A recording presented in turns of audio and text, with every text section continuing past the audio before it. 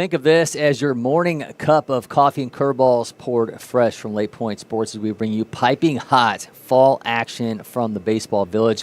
There is no better way to spend your morning than right here, and we've got a great matchup for you from the Prep Baseball Fall Open between Black Cobra Baseball and Middle Tennessee Elite. I'm Cory McCartney. I'll be joined by Grayson Rosen as we bring you this game from the upper class division, full of commits, ranked players ready to put on a show. First pitch slated for 10:35 a.m. in this one.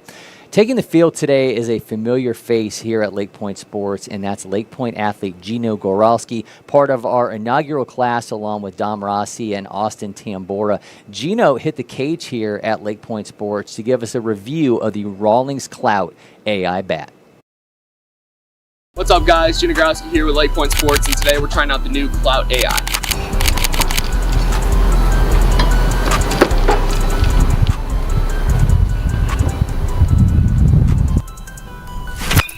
Oh, first swing too?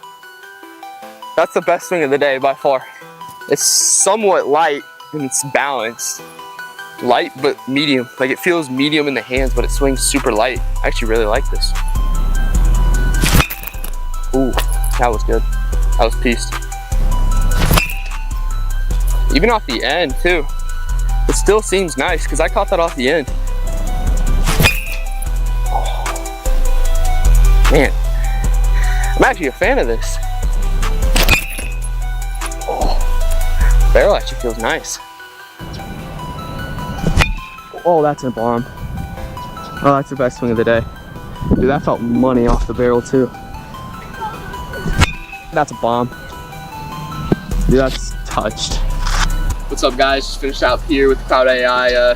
First thoughts here is it's a super balanced bat. I mean, for me as a guy that likes light swing weighting bats, I mean, it flows right out of the hand and swings super light. Pop, I mean, if you get it 100% there, it's gonna go a really long way. I mean, you can see in the video, I got a couple there that probably leave the yard. And I mean, really looking at this thing, I mean, you love the bright colors. I mean, it's definitely something. I mean, I really enjoy the colors here. And then it is effortless when you swing it off the bat. I mean, I don't have to try for anything. It just comes off my shoulder and the barrel goes to the baseball. And overall performance, I mean, this is the type of bat I would use in a game. I mean, light, big barrel, I mean, you name it, I want it on this bat, and especially the flashy colors. And I mean, that's my official review.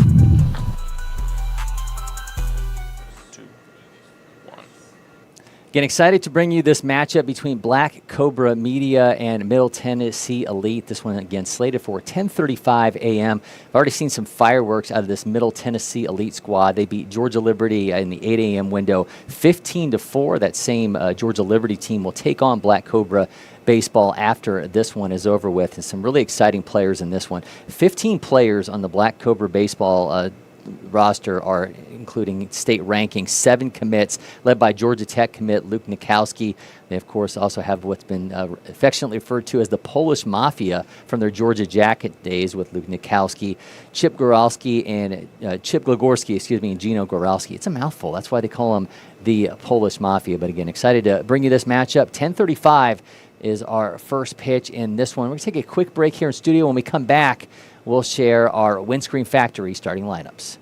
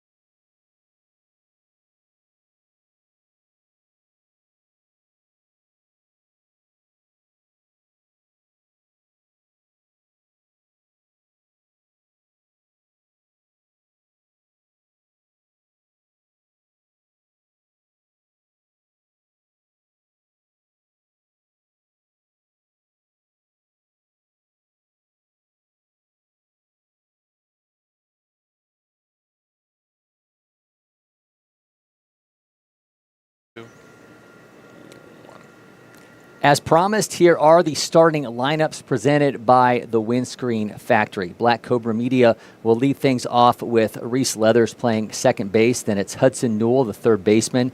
DH Bryce Gillis, Gino Gorowski, our LakePoint athlete, playing right field. Luke Nikowski hitting fifth and playing short. Landon Dubose will be behind the plate. Walker Clark playing first and hitting seventh. Coleman Eldridge will be playing center field and hitting eighth. Diego Becerra will be hitting ninth and being the left fielder. And Sebastian Walsh will be on the mound for Black Cobra Media. Meanwhile, for Middle Tennessee Elite, they'll be led off by Elijah Littleton. Then it's Aiden Dedman, Sean Rhodes, Micah Raybon, Caleb Lawson, who will also be pitching, Thomas DiMartali hitting sixth, Braden Sullivan hitting seventh, Aiden Brown hitting eighth, and Colton Voss hitting ninth. Did not get lineups, the defensive positions for Middle Tennessee Elite, but we'll figure that out as this game rolls along. Again, eyeing a 10:35 a.m. first pitch in this upper class division matchup from the Prep Baseball Fall Open. We'll leave you with this starting lineup till we have first pitch from here at the Baseball Village.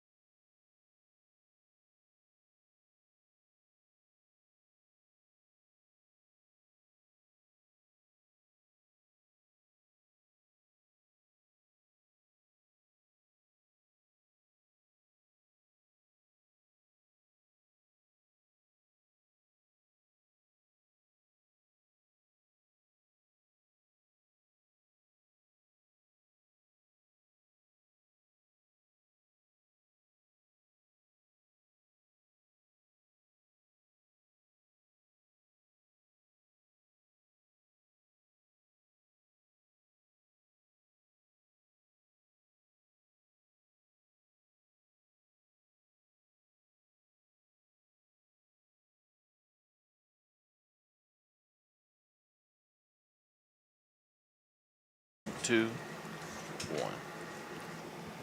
Welcome in. Cory McCartney, Grayson Rosen with you as we bring you coverage of the Prep Baseball Fall Open Upper Class Division. Black Cobra Media against Middle Tennessee Elite. Have to say, Grayson, when we were putting together game notes for this one and I was looking at the rosters, Middle Tennessee Elite did not come in here with a single player with a state ranking.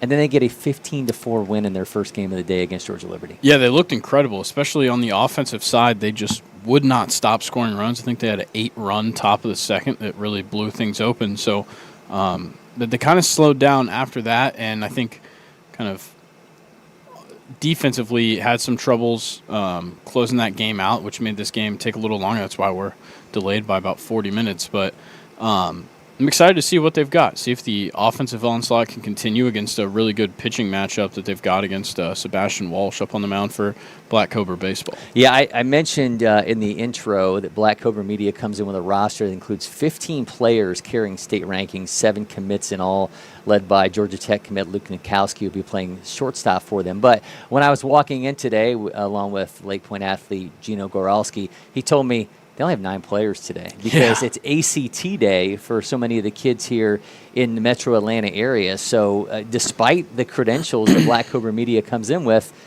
these guys are a little bit short-staffed, so it could be playing into Middle Tennessee Elite's favor if they can get past Sebastian Walsh and make Black Cobra Media go into that pitching staff a little bit more. Yeah, you could definitely see that being a huge issue because, yes, there are a couple guys here that can pitch and that can play the field, but you're kind of forcing some guys to play in odd positions. Maybe you wouldn't see them in as much, but we'll see what they've got, and we'll see if Middle Tennessee Elite can keep up the offensive side that we saw in that game 1. They've got Caleb Lawson throwing his warm-up pitches on the mound, 5'10", 205-pound lefty out of Smyrna High School in Tennessee.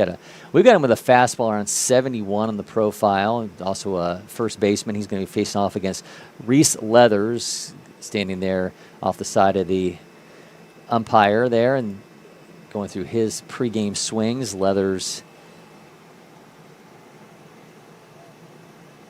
out of Ola High School here in Georgia, 6'1", 190-pounder, 32nd ranked shortstop in Georgia, 154th overall in the class. So he's going to get things rolling for them. Leathers will be followed by Hudson Newell and Bryce Gillis, the DH, hitting for Sebastian Walsh. Yeah, and he's stepping into the box with his Georgia Jackets helmet on, and I wouldn't be surprised if most of this lineup does the same. A lot of these guys, fixtures in that Georgia Jackets national team that we've seen the last couple of years with this age group. Ooh, look at that. The camera switched. It did not switch during the early game, so I'm hoping that we just had a miraculous start to this game as we see Lawson miss on ball 1 here, Leathers. Yeah, you might see a different logo on our umpires as well. These are all umpires doing some GHSA training. Yeah, we have 4-man crews throughout the upper fields here. And right Leathers rips that down the left side. He's got extra bases on his mind, holds onto his helmet as he's going into second base with a leadoff double to get things going for this explosive Black Cobra Media lineup. Yeah, that was a really good piece of hitting, too. Something low in the zone, just kind of threw it out there, barely kept it inside the line, but got himself extra bases. So I'm probably going to slip every once in a while and call it Black Cobra Media. This is Black Cobra Baseball, correct, an extension of Black Cobra Media. Yes, Willie from Black Cobra Media. You can see him over there at first. I think that's him. Yeah, he's over there at first base. I can't tell. Maybe. I don't know, but he's out there, and I believe his third base coach is on the coaching staff at Holy Innocents. Hudson Newell now at the plate for Black Cobra. Hudson out of North Cobb Christian, a Gardner Webb commit, 16th ranked catcher in Georgia. He's 117 overall in the class, a 2021 junior future gamer. His metrics are so old that they were all stemming from that 2021 junior feature games appearance. I didn't even want to pull any of them. They were just like, there's no way that this kid's pop time and exit velo are still anywhere close to what we're seeing on this profile. Yeah, I doubt Gardner Webb would be showing interest if he was still hitting at that 13, 14-year-old level. Yeah, if his exit velos were still 70 miles an hour, he's probably not on his way to a D1. But just saw Leathers take third, so very quickly Black Cobra with a runner in scoring position. Leathers will be followed by Bryce Gillis, the DH. Yeah, something important to watch with this Black Cobra baseball lineup is there's a lot of speed. Up and down the lineup, you're going to find speed. So seeing Leathers take that base, now Newell's going to put himself on first. There's a lot to look for on the base pass with this lineup. Yeah, that's Willie in the manning first base there, now collecting some equipment as he's now had his second base runner of the inning, and almost a expectation here. Newell's going to very quickly take second base as he's now got Gillis, the DH, at the plate. Gillis steps into that box really tall. Yeah, he's got an almost Cody Bellinger-esque setup. Yeah. Not only is he tall, but he's got the high setup with the hands. Gillis had a Wesleyan, 7th-ranked first baseman in Georgia, 147 overall. You can see where he's standing in the box. He's adjusting to this a little bit slower pitching than a lot of these guys are used to. You see, look, his step, he's almost out of the front of the batter's box. So that's going to be something to keep an eye on as well, is how these guys adjust to this pitching, because you're seeing low 70s with a fastball right now, and that's just something that guys playing Georgia public high school baseball are just not going to see. We've got Gillis with exit velos north of 96 miles an hour, so this is a guy that can absolutely put a charge into one and could quickly give Black Cobra baseball an early lead here in the top of the first. See what he does here with a 2-0 count, runners in the corners. Yeah, and at 6'5" with bat speed at 82 miles per hour, there's just so much potential in that bat. It's a miss. Count is now 3-0, and our camera no longer wants to cooperate. Yeah, we shouldn't have said anything. I did. I completely jinxed it. Sometimes this view is nice. You get a view of just about everything you can see. I mean, yeah, the one benefit of it is we're looking at this from a traditional press box view as well. So it's just not as great of a view for the viewers, because the break that you get from behind the plate of being able to watch the ball's flight a little bit different. All right, LakePoint athlete Gino Goralski now stepping in. If you joined us pregame, you saw his immaculate breakdown of the Clout AI Rawlings bat. I thought he did a really good job of breaking that thing down and telling you what he liked and didn't like about it. Yeah, and it was really fun shooting that video with him. You could catch me on the GoPro footage parts throwing some awful BP. How long had it been since you'd thrown BP? Well, it had been about 20 minutes since I'd done it with Austin Tambora. Okay. But collectively, how long had it been? Austin got my way better pitching. It had probably been 3 years since I threw like a real BP session. But yeah, like Austin got my good stuff, and then it was really hot. We had already done the 17U national championship broadcast that day, and Gino didn't get my best stuff, but we got some great hits. He sent a couple to the back of the cage, and we got a great video out of it. Gino steps in out of Denmark, the 14th ranked outfielder in Georgia, 62nd in the class of 2026. The 2024 feature gamer, and of course, part of the inaugural LakePoint athlete program class. Our camera's back. There we go. Now, if it goes back again, it's your fault. Yeah, it's my fault. Talking to Gino's dad, he mentioned that Gino's kind of gone back to basics with the swing. I guess this past spring run of the game across the plate for Black Cobra baseball in the form of Reese Leathers turned that leadoff walk into the first run of the game. Yeah, now it comes to another dangerous bat in this lineup, Georgia Tech commit Luke Nitkowski. Yeah, these guys just absolute fixtures here. We've seen Luke so many times. And it's funny, like talking to Luke this summer when he was here for the Georgia Jackets, he thought that was it. He thought those were his final games playing here at LakePoint Sports, and here he is getting to play in this tournament with Black Cobra baseball with so many of the guys from the Georgia Jackets squads that he spent so many years with on these fields. Yeah, certainly not the last time we'll see him wearing a gold helmet. Yeah, the Creekview 2026 6th-ranked right-handed pitcher in Georgia, and he laces that one. Luke Nitkowski sends that one to center field. Look at too much underneath it. Man, nearly had a collision. Caught it. The shortstop on the run. Yeah, great tags work up. So we get the second run. Nitkowski got himself an RBI. Black Cobra baseball has got a 2-0 lead. Nearly had a collision there. I thought it was going to get ugly. Yeah, when I saw it went 83 off the bat, I was like, he might have put this somewhere in the gap, but he just sent it so hard, so high that was a really tough one to play, and you got a bit of a logjam out there in shallow and you center. Always get, so between center field and shortstop, you got two guys who are the generals of their respective parts of the field. The center fielders used to have to calling guys off. The shortstop used to calling everybody off. You get the two of them going together. So, a little bit of a repeat here. Yeah, this one popped up. Shortstop hauls that in for the second out.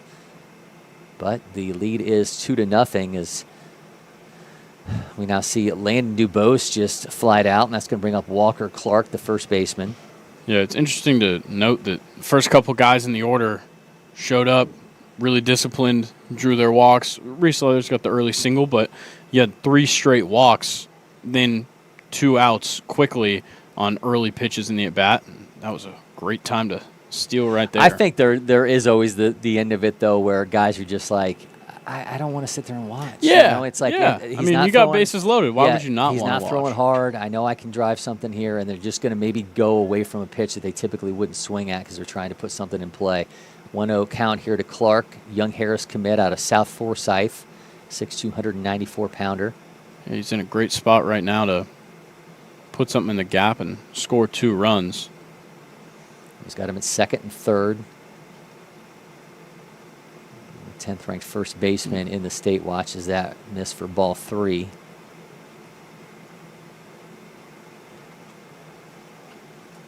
Exit velos near triple digits for Clark.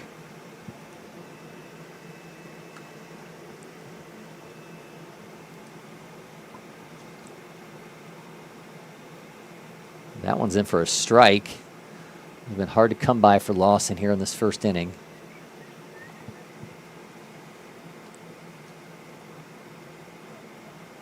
Here comes with the 3-1. Fouls that one off. Count will be full. You hate fouling one off the leg. Especially in your first at bat of the day, because you never know how long that hit's gonna last. But especially in a situation like this, where you're gonna try and leg something out to first base. Yeah.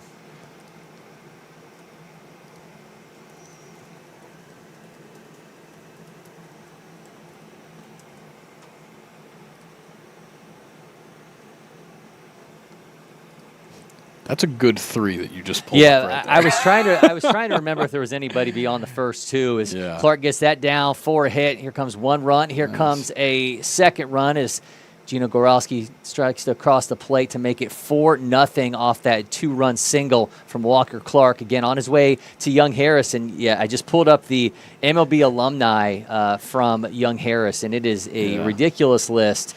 Of course, you got Charlie Blackman, Nick Markakis, Billy Buckner. Just unbelievable. I mean, the fact that they had Blackman and Markakis both come out of that program. Incredible. Yeah. So Clark makes it 4-0 here in the top of the first.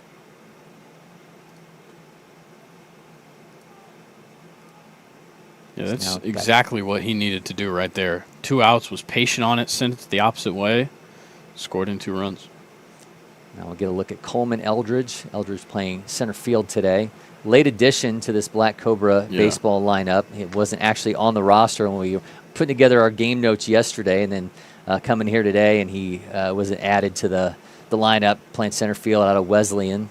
34th ranked outfielder in Georgia, 171 overall in the class. Runs a 6.57 60. He's got some numbers that you could definitely fall in love with. Yeah, I mean, I think you look at a 100.4 exit velo and a 6.57 60 for a guy who's uncommitted. Yeah, 91 mile per hour outfield velo as well. Those are some numbers. Yeah, it's kind of the whole package there. And it's 6 foot 171. I mean, I think there's still the potential to be able to put some added muscle on that, to add some more pop to a bat that's already got some. Yeah.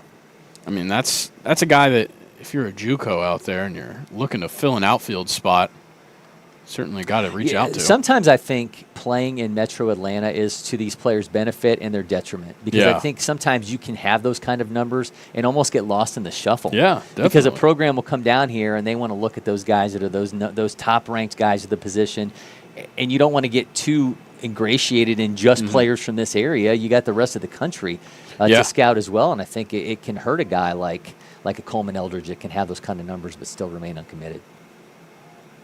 And he draws a walk, so now I'll have him at first and second as Clark makes his way down to second base. I can't say I've seen the bounce pass with the bat too many times. No. He kind of sent it straight to the ground, but they're going to have a pitcher's meeting here, just try and calm things down before they get out of hand, especially with 2 outs. Yeah, so we try not to play favorites. But it's hard not to watch players and watch them across years and be like, I just like watching that guy play. Yeah, this is a team that we can root for. And I like watching Diego Becerra play baseball. Yes. And he's going to be stepping in next out of Sequoia. This is a guy that is just a fantastic pitcher. I mean, we'll look at what he's able to do on the mound.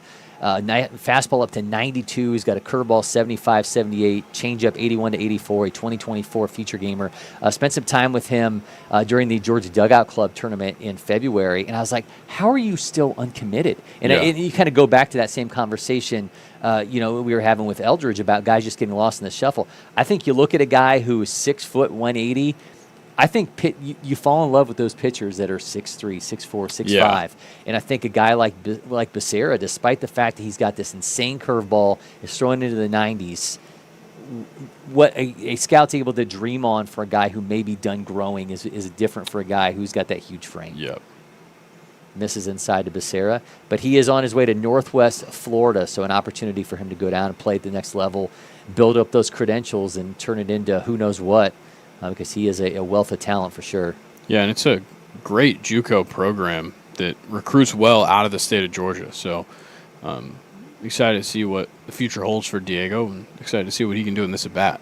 He is the last batter in the order for Black Cobra baseball if he gets aboard. That's the last thing Middle Tennessee Elite wants to see is them completely bat around in the first inning. Makes it 1-2. I've never seen 08 like that on the back of a uniform. Yeah, it is interesting. And I think it's listed that way on the roster. So you think they have an 8 and then an 08? I don't think so. I think they just have. I think he just likes 08. Huh. That's interesting. I just realized that might be the year he was born. Huh. Which is scary. It is kind of scary, yeah. It's weird to think about. Yeah. Okay. Well, I can't say that I've seen that set up for a number yet, but maybe that's a new thing. Maybe we're just yeah. All right, 2-2 count here to Becerra. Lawson delivers, misses inside. We'll run it full. And you got Reese Leathers, the leadoff hitter, waiting in the on-deck circle for his second trip to the plate potentially in this inning. 4-0 is the lead for Black Cobra baseball. He's listed as 08 on the roster. Oh, gets the inning-ending strikeout as Becerra's caught looking. 4-0 lead, though, for Black Cobra baseball as we move to the bottom of the first inning. We'll be back with more from the Prep Baseball Fall Open.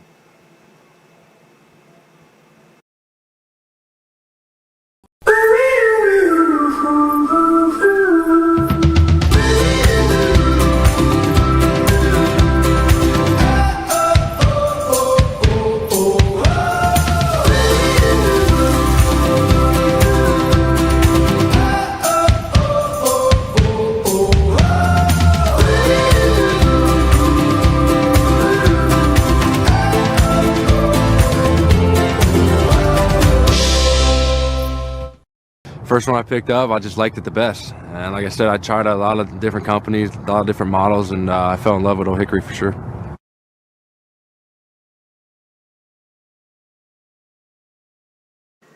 Two, one. Welcome back. Cory McCartney, Grayson Rosen with you. A Middle Tennessee Elite going to try to answer this 4-0 lead. They've spotted Black Cobra baseball as moved to the bottom of the first inning from our coverage from the Prep Baseball Fall Open. Middle Tennessee Elite will be led off by shortstop Elijah Littleton. Then it's Aiden Deadman and Sean Rhodes. I have to say, 08, the number for Elijah Littleton, being from Ohio, I keep thinking I'm supposed to answer with IO. Yeah, I'm supposed to answer with IO. So 08 IO. Sebastian Walsh on the mound for Black Cobra baseball. I believe there's 5 Denmark players on this roster. You got Sebastian Walsh, Alex Thompson, Jack Powell, of course Gino Goralski. Is that the only one? The only other one? I think that's 5? It. Yeah, that's a lot of guys. It is a lot of guys from one team. So, but I know there's a couple teams here that could beat that, though, because this weekend we have a couple of the high schools that put together a travel ball team. Okay. So no Hazel Green, I believe, out of Alabama. Yeah. The HG Trojans, if you see them playing this weekend, that's a literally powerhouse high school. all Hazel Green that's players. a powerhouse high school. Sebastian Walsh on the mound, as we mentioned, out of Denmark, 2024 feature gamer. The 12th ranked left-handed pitcher in Georgia, 96 overall. And again, another guy. How is Sebastian Walsh uncommitted? Yeah. You talk about a guy that's teetering on 90 with the fastball. He's got a change up to 81, curveball 75 to 78, a slider 75 to 77, and he's 6'4", 206 pounds. Yeah. And we've seen him here so much, Yeah. and with multiple different teams. And I think the one thing that stays true is that the mechanics are there. I love watching him pitch from the left-hand side. He's got kind of a fun release point. He's fun to watch, and we're going to see hopefully a good performance out of him today. Yeah, it's almost Alex Woods. Yeah. Alex Wood-esque. Yeah. You know, kind of the little bit of Really- deception, the kind of funky arm angle. Yep. But Walsh able to certainly replicate it as Wood was across his 13 years in the majors. He's got an 0-2 count here to Littleton, and that is in for a strike as he freezes him for the first K of the game. That's beautiful. And he can change up kind of the shape of the fastball and the speed on the fastball, but then he can also bring some pitch variety with a breaking ball, and I love watching him pitch. This is Aiden Dedman out of Waterton High School in Tennessee, 5'10", 155-pound right-hander.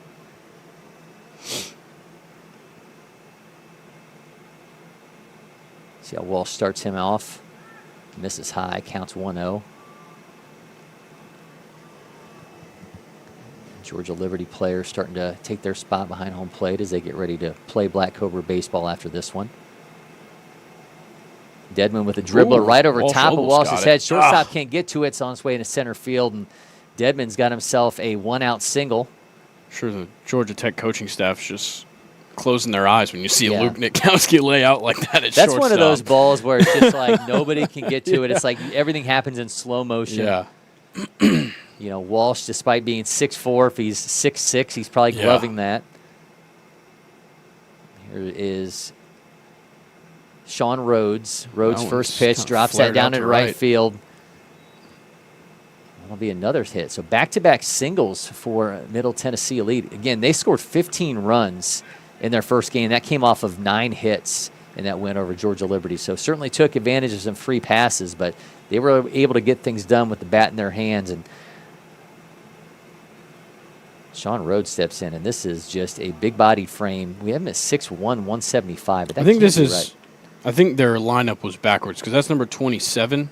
Okay, this is Micah That's Micah Raybon, right? Raybon. Okay, so yeah, so we did have some changes within their lineup. What's initially entered into Pitch Aware, Pitch TV was changed. Yeah, this is Michael Raybon, 6'4", 230-pounder. That sounds about right. Stewart's Creek. He did pitch in the last game.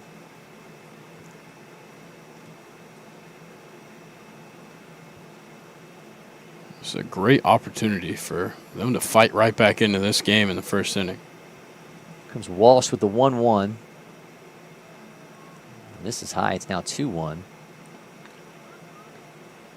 Yeah, we saw Raybon on the mound. Fastball up to 83. Curveball up to 66, 68 range. See what he can do here at the plate.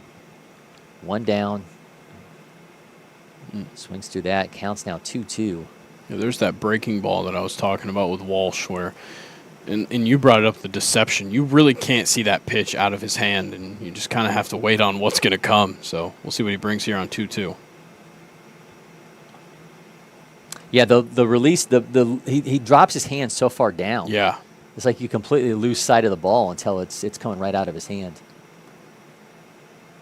He fouls off another breaking ball. Stay alive. Walsh loading up on the left side of the rubber. Runners at first and second.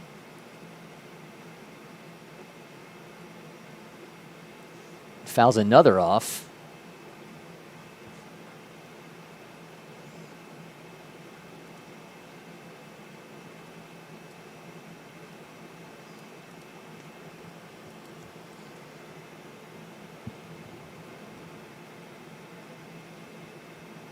Back to it. Count remains 2-2.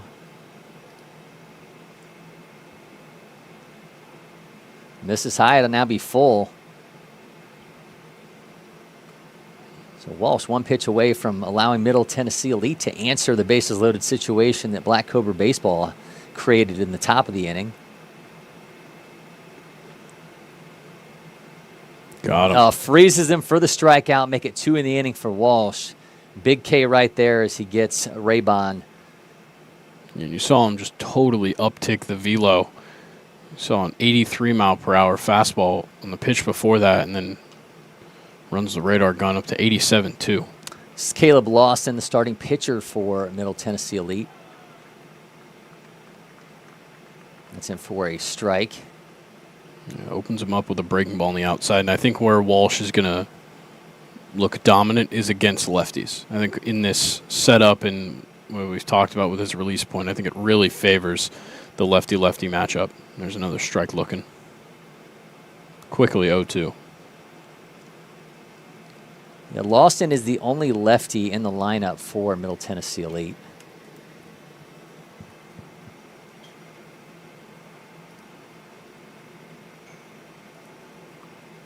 There it is. Another strikeout, 3 in the inning for Sebastian Walsh. He strands 2. Black Cobra Baseball leads 4-0 as we move to the second inning. We'll be back with more coverage of the Prep Baseball Fall Open.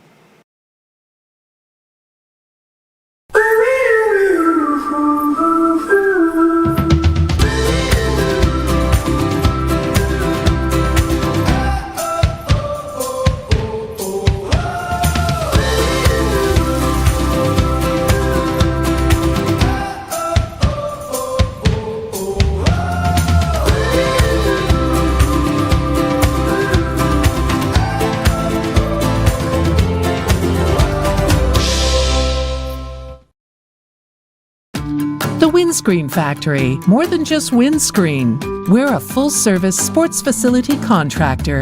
We manufacture windscreen for sports and construction, do fence repair and installation, and fabricate field netting and batting cages. In addition to manufacturing the products, we also install upon request. We make safety padding for backstops, rails, and walls, as well as full-service print shop with logo, branding, and signage capabilities. Please call us for a quote today. At IHG's Holiday Inn Express, you can take on Miami, Mexico City, or Minneapolis. Fuel up with free hot breakfast, all while earning points for free nights with IHG One Rewards. Guest how you guessed at IHG Hotels and Resorts. Welcome back. Cory McCartney, Grayson Rosen with you. 4-0 the lead for Black Cobra Baseball over Middle Tennessee Elite here at the upper class division of the Prep Baseball Fall Open. Get a second look at Reese Leathers, the leadoff hitter, already hitting for the second time. They had 37 pitches thrown by Caleb Lawson for Middle Tennessee Elite in the first inning. So Black Cobra Baseball doing their part to drive up that pitch count, getting themselves the early advantage. So Sebastian Walsh, I thought, looked really strong. He had a couple issues, back-to-back singles, but able to rebound and get himself 3 Ks in that first inning to help back up that 4-0 lead. Yeah, he did a really good job keeping them in pole position here, and we'll see if, now that they've already batted around the lineup in the first inning, if they can come back and attack them again. Leathers to be followed by Hudson Newell and Bryce Gillis. They certainly took advantage of some opportunities that Middle Tennessee Elite gave them in the first inning. They had just 2 hits. So walks were an issue for Lawson. See what he does in his second inning of work. Things getting started now here in this matchup against Leathers. Yeah, we saw Leathers get off to an early start in his first at bat. See if he likes something early here. Here's a strike.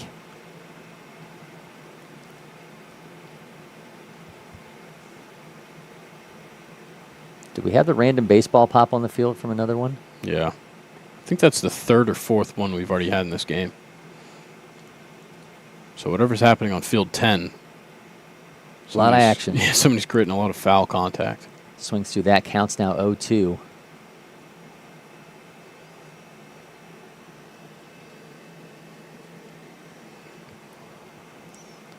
See what Lawson's got here. Just misses. Count will be 1-2. Seems like for the most part, we've really only seen a fastball. See if he's got some breaking stuff to show. There was, but it misses high. Yeah, the one thing I'll say about this Middle Tennessee Elite squad, not a lot of players with any depth to their prep baseball profiles. So only a couple guys that we had a lot of intel on. Nearly had a replication of his first AB when he laced a double down the third base side, but this AB will continue.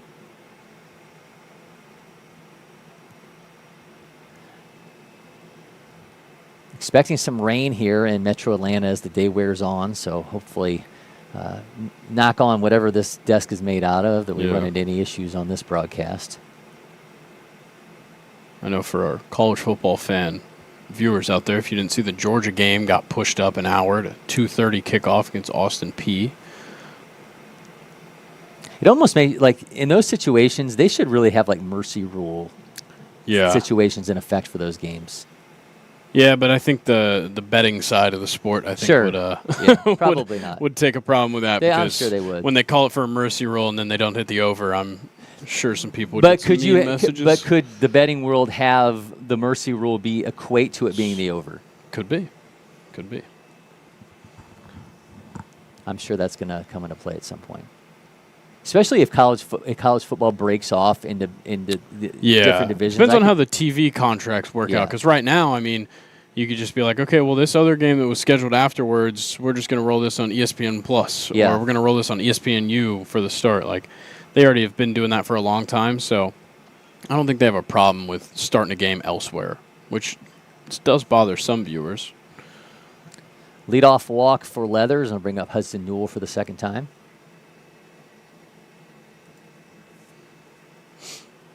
Let's see if this round of guys actually gets a chance to swing the bat. Newell pops it up. Who's got it? Catcher does. That'll be the first out of the inning. Yeah, Newell, Gillis, and Gorowski all walked in the first inning, so Newell's second at bat ends up popping out. We'll see if Gillis and Gorowski can put something on the ball. You got Leathers at first. Looking forward to that Michigan-Oklahoma game tonight. Yeah. Swings through for strike one. I love the quarterback matchup. Bryce Underwood is so interesting. Such an interesting story when you can see a true freshman starting at such a big program. And then John Mateer, the Washington State transfer. Ooh. Pops that up. Can anybody get underneath it? They can't. So. It's going to head back onto. That's your fire back there, field 10. Yeah. Yeah. Some friendly fire coming from field 9. The real way to get back at them is not put it on their field, but put it on top of their dugout when everybody's sitting there. That's how you really get them back. That's right. Leathers taking a healthy lead at first. And Gillis has now got an 0-2 count. And there he goes. Swings through it. Kind of an awkward throwdown on the strikeout. Now Leathers still takes second, so they'll have a runner in scoring position, but now 2 down as Gino Gorowski steps in for the second time. Let's see if we actually get him swinging the bat here. He was a very disciplined at bat in his first go about it. Yeah, Gino rocking a brace there on his left ankle. Had an ankle injury, suffered playing pickup football apparently. So happens. Yeah. Happens. But he got himself healthy to play in this event here for Black Cobra baseball. As that one's gloved by the third baseman. They got a run down, and they'll get Leathers, missed the and that'll tag. bring. Nope, you got him. They got him. All right, that's going to bring it into the inning off the ground out. 4-0 continues to be the lead for Black Cobra baseball. We'll be back from the Prep Baseball Fall Open. Hot summer days call for cool adventures in Cartersville Museum City. Beat the heat indoors with jaw-dropping exhibits at Tella's Science Museum and the Savoy Automobile Museum. Hit the water at Terminus Wake Park, kayak the Etowah River, or head to Lake Allatoona for fishing, boating, and unbeatable lake days. When the sun sets, head downtown for live music, delicious eats, and local flavors. From family fun to date nights, summer memories start here. Plan your trip today at CartersvilleMuseumCity.com. With its unbeatable power and its versatility, the Eminence 605 grill from Atlanta-based Monument Grills lets you grill like a pro. Learn more about the Eminence 605 and their other grills at monumentgrills.com. At IHG's Holiday Inn Express, you can take on Miami, Mexico City, or Minneapolis. Fuel up with free hot breakfast, all while earning points for free nights with IHG One Rewards. Guest how you guessed at IHG Hotels and Resorts. It'll be DeMartelaire. 1. Welcome back. Cory McCartney, Grayson Rosen with you. Black Cobra baseball leading 4-0 over Middle Tennessee Elite as we head to the bottom of the second inning. Another inning of work for Sebastian Walsh, who struck out 3 after giving up 2 hits in the first inning. We saw him deal with a little bit of trouble there in the first, giving up those 2 back-to-back singles, but otherwise looked pretty stellar in that first inning of work. A little assist there from the umpire.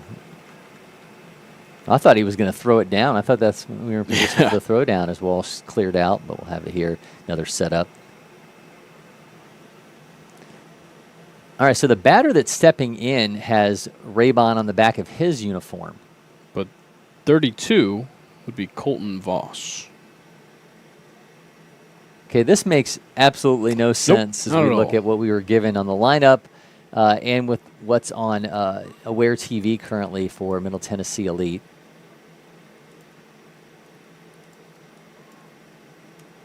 And the scoreboard currently says that this should be Thomas DeMartelaire at the plate, and it is not. At least I believe it's not. I don't think so. That uniform looks a little big, though, so maybe he is wearing a backup Micah Raybon uniform. And Voss is the only guy from Georgia. He's from Noonan, Georgia. Okay. So I'm that could make wondering sense. if he's a pickup guy. Yeah, I could see that. And they just had an extra number 32 for But Raybon. if you were given a uniform from another player, I don't know that you want one from the guy who's 6'4", 230 pounds. Maybe that was the only extra lying around. I'm not too sure. I guess. But well, if it is Colton Voss out of Noonan, he's 6'2", 160-pounder. He goes down on strikes, make it 4 so far for Walsh, regardless of who was standing in the box. That's not 33. So maybe we're not. This is whoever was behind the plate. Okay. 19 is listed as Braden Sullivan, but once again, the last name on the jersey not lining up. There's 2 number 19s. There's Aiden Terrell and Braden Sullivan. So that could be But Aiden Terrell. this is whoever was catching. And the last name on the jersey looks like neither of those. Yeah, it looks small. Braden Sullivan is a catcher, and so is DeMartelaire, which really throws us off.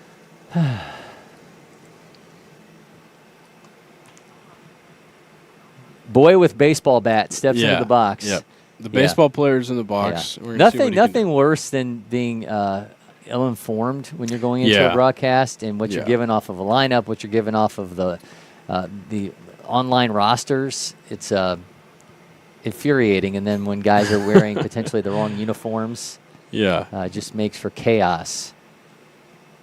3-0 from Walsh, slips that in for a strike. Yeah, well, I know that that's Sebastian Walsh on the right. mound, and I know that he's got 4 strikeouts for 4 outs so far. So we'll see if he can fight back in this event. This coming off the heels of Chase Kiker in a fantastic performance on Monday in our championship game coverage to get him player of the game. So Walsh doing his part here. He's given up 2 hits thus far. That's something Kiker did not do in that matchup, the Clemson commit. But Walsh looking pretty good so far here with 1 out in the second.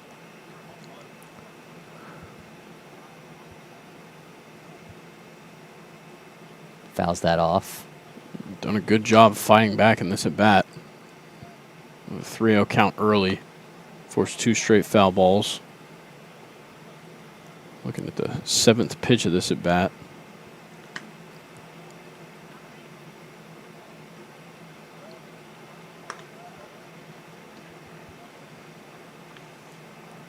Payoff pitch, misses high, draws a 1-out walk. I think Walsh wanted that one. Seemed like he was walking off like he thought he got the strikeout. Yeah, first walk so far for Walsh to go with those 4 Ks, giving up 2 hits and 1 in the third. And like we mentioned earlier, this depleted roster that Black Cobra Baseball is having to use, you really can't afford to run up the pitch count with your starting pitching. This appears to be Aiden Brown out of Stewart's Creek. Throw over from Walsh. They just dropped it. Looked like they were going to have him. His slide back attempt came up a little short, but first baseman dropped the ball.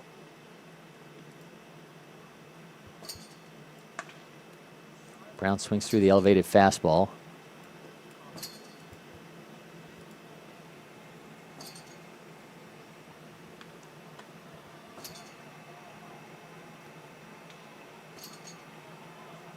Ooh, very late tries reaction again from the runner.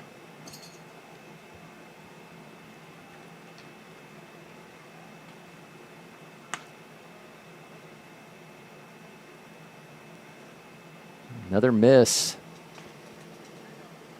Counts now 1-1 here to Brown. He should be followed by Colton Voss in the lineup, but I wouldn't be surprised if it's Sean Rhodes, who we have actually yet to see. Yeah. Or DeMar DeLaire. That's true. Pops him up. Who's got it? First baseman near the dugout. Is he going to catch it? He Sure indeed did. And that'll be out number 2. Gillis is able to catch that for the second out. Excuse me, Walker Clark, who's playing first base.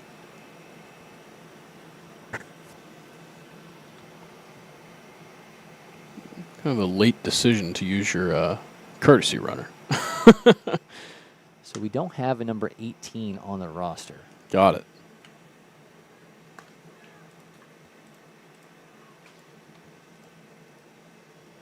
Yeah, they've got us in a blender right now. Sure do. Sebastian Walsh is just beside himself that he's got a runner at first base. Thrown over with a vengeance. Ooh, nasty swing through on that. Almost stepping out as he swung through it. It was a interesting decision to swing there. I feel like we can't go off the jersey names, it seems. I think we got to go off numbers. I think you're right. Because it looks like it says long. Yeah, that's what I was thinking too, and there's no long on the roster. Maybe these are last year's jerseys. They haven't gotten the fall team's jerseys in. Unless this is Colton Voss and they just gave him an old uniform. Who knows? And Voss is actually, the scoreboard says this is Colton Voss. I'm going to go Colton Voss on a 2-1 count.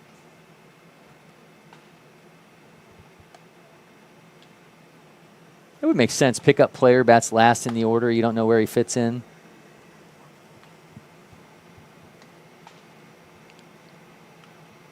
Three-one the count. And this is high, so Voss draws a walk, be runners at first and second. And we're back to the top of the order now with Elijah Littleton.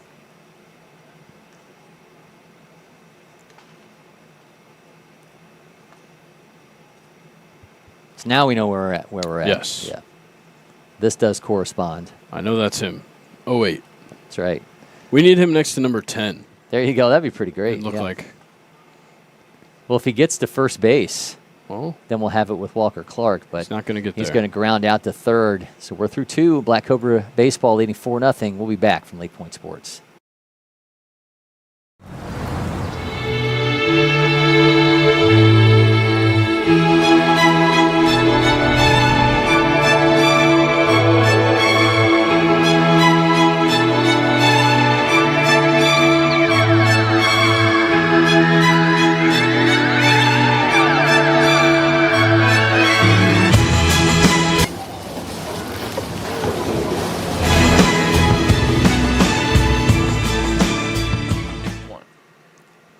Our Barnsley Resort Player Spotlight is on Luke Nikowski, playing shortstop today for Black Cobra Baseball, the Georgia Tech commit out of Creekview. Is the 6th-ranked right-handed pitcher in Georgia, 16th overall. He's 73rd at his position in the nation, 206 overall in the class of 2026. The junior future, 2024 future gamer. Of course, the son of Braves broadcaster CJ, who spent 10 years in the MLB with 8 different teams, including 5 with the Tigers, number 9 overall pick in 1994 draft. Luke Nikowski charting his own course, and next stop for him after Creekview will be Georgia Tech.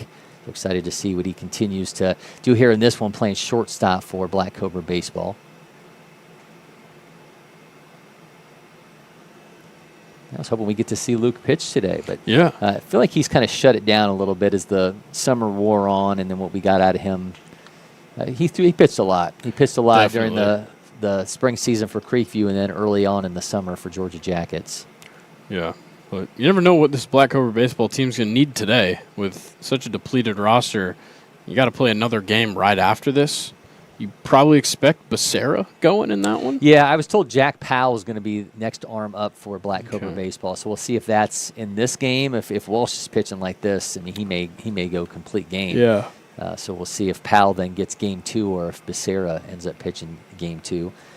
And speaking of Luke Nikowski, look at that timing. That's good time. That's professional broadcast timing right there. Mikowski will lead things off here in the third inning for Black Cobra baseball, to be followed by Landon Dubose and Walker Clark.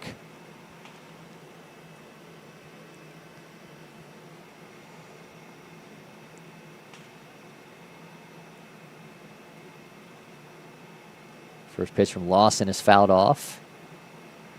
Last time around for Mikowski, it was a fly ball to center field that got the sacrifice fly and scored in a run. You wonder if every AB, as he's now heading into his he's in his senior season now, does every AB mean a little bit more for Luke, knowing that he's not going to be hitting when he goes to Georgia Tech? Yeah, that's a that's a good point. I would assume so. I mean, you're going to kind of want to savor every last bit that you can. Now that you make it to the league, you have no chance of hitting. Yeah, it could be why he's suiting up here in a fall event, not pitching, but looking to get those reps out in the field and some more opportunities at the plate. Oh, that's it. Yeah, he laces that one into center field, but that is going to be hauled in for the first out. It's interesting how he hit it harder on that pop-up. Yeah. Yeah, because, look, Creekview obviously needs him to hit. Yeah. Yeah, they need him to do everything. That's right. Should be a good team. Yeah, they should.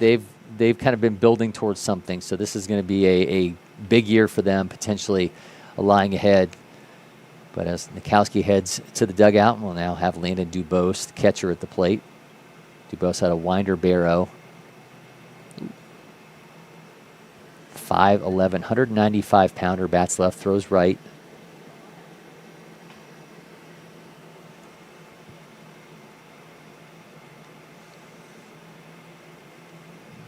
First baseman can't grab that one. Yeah, smacks off his glove, and Dubose will take first base.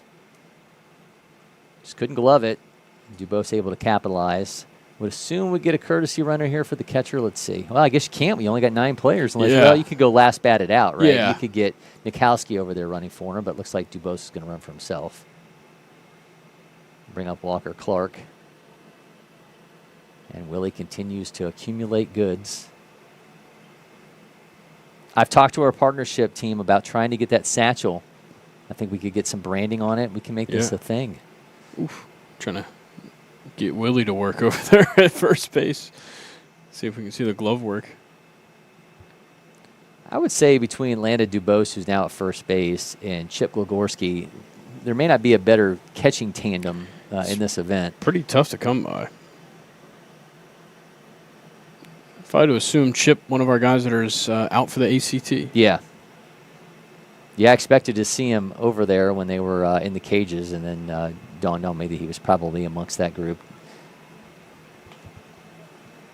And it's one of those things that's an underrated recruiting tool is your standardized test scores, especially for a lot of guys trying to get a later commitment going into their senior year. Especially trying to go out of state. Yeah. You know, if you're trying to go out of state and, maybe a school can offer you an academic scholarship along with the baseball side of it for those out-of-state players, those standardized test scores loom large. 2-1 count here to Walker Clark. Young Harris commit. Swings through that. Counts now 2-2. Flashes from Lawson here. Sometimes he's, it's a little erratic at times, but we're seeing some flashes of some really good stuff from him. It seems like he's got good control. We haven't really seen him just lose it very often. Dubose will take the bag as it jumps out of the catcher's glove. The transition. Speaking of on the transition, did you see the play that happened in the Yankees game with Ryan McMahon, where they called it out? So I think it was very clearly that he dropped it as he was transitioning to try and make a throw over to first base to double him up. And they just said he didn't catch it. And I thought it was a crazy call. I'll see if I can pull it up for you here as they draw the hit by pitch. Yeah, I just feel like instant replay needs to be expanded more. Just to be able to hit every facet of the game. It just feels like we're so often the things that we can do with it. They said that he dropped that. It almost feels like we're turning the transition call in baseball into the NFL equivalent of what's a catch. Yeah, I agree. Do you have to make a baseball move? Look at this. So he Clearly catches it before it hits the dirt. Yeah. And they called that. Yeah, that's not right. That's not right. Yeah. And rightfully so, Aaron Boone lost his mind over it. Well, I won't sit here and say umpiring is an easy job. Certainly, the vantage point we have is a lot easier than the guy watching it real time. But just this baseball and football conversations of transitions, what's a catch, it just all seems so cut and dry at times. We're making it anything but. 2-0 count here. This is Coleman Eldridge. Runners at first and second. Taking off for third. The throw is, they did not get him. Great work. Maybe that's why Dubose didn't want the bench runner. Catchers who run. You gotta like that. Wanted to show off for some people. Yeah, I don't have a 60 time down for Dubose. Probably hoping that a coach is back there watching. That's right. Wants him on campus next year. 2-0 count now to Eldridge. Bases loaded for the second time in 3 innings for Black Cobra baseball. I'll bring up Diego Becerra, last batter in the order. This is a great spot, especially if Becerra is able to get on base. And you see one out and you bring up the top of the lineup with bases loaded would be huge. Those shoes look fast. Yeah. He's like Lightning McQueen on his feet. Yeah. See if he'll put him to use here. Apparently, yesterday was Lightning McQueen Day. I didn't know that because it was thing. Well, it was 9-5. He was number 95. Fair enough. Ka-chow. What is your power ranking of Cars movies? The 3 Cars movies. Ooh, I mean, I think the first one's the best. First one's Yeah. number 1 Yeah. for sure. It's mainly where do you go with the second and third? I like Finn McMissile. I kind of like that whole yeah. the whole Mater spy element of Okay. it in the second one. So I'd probably go 1, 2, 3. I go 1, 3, 2. Okay. I think they just veered away from what was actually happening a little too much in the second movie. It was an interesting idea. I think it'd be a good spin-off movie itself. Oh, that was perfectly placed from great Becerra. job. Yeah, nice job by the runner too, as he's able to hold off and almost like create some chaos by just holding up. Becerra's going to go to second. 2 more runs across for Black Cobra baseball. Now up 6-0. That was some deft base running. Yeah, that was a great piece of hitting and some heads-up base running for both. You hesitate there at second, and you almost hold up the shortstop, being able to get around you. It's basically like you're running a pick. Yeah. And able to create more chaos, and Black Cobra baseball's now extended their lead to 6-0. Yeah, that's a huge piece of hitting right there. And like we talked about, it was going to be big if Becerra could get on base because now you bring up the top of the lineup with just 1 out. You got 2 runners in scoring position. Now that force play for the double play is out of play as well. So great work by Diego Becerra, who we typically see making the plays on the mound, but a great piece of hitting right there to the opposite side.